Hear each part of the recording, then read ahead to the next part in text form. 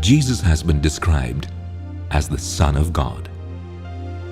The coming of the Christ was considered the fulfillment of God's promise to humankind, as foretold by the prophets of the Old Testament. It is also viewed as the beginning of a new era in the relation between God and man.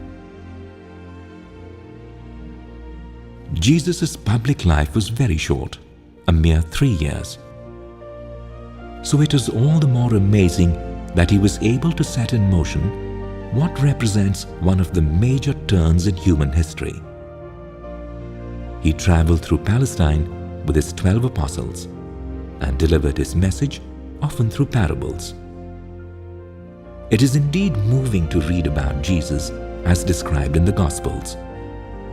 What tenderness and sweetness he lavished on his fellow human beings, calling forth the best in them, pleading with them to understand the marvel of God's love and to respond to it.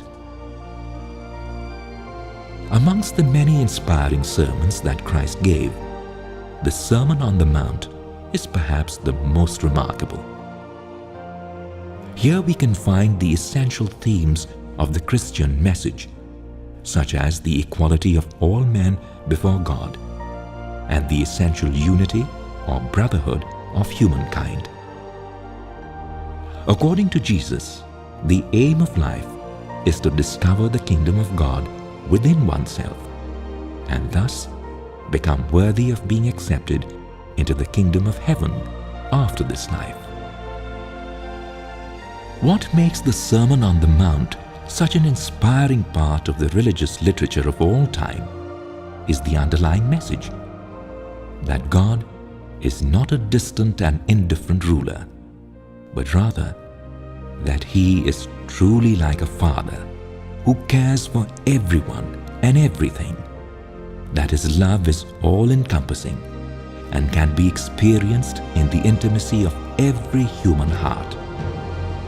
Suddenly, God becomes much closer to man.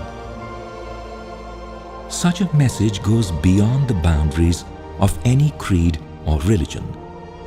It is a universal message.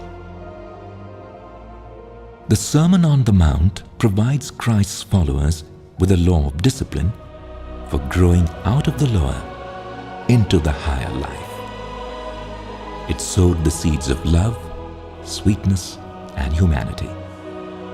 Its influence can be seen in the ideals of modern society, humanitarianism and aspirations of liberty, equality, and fraternity.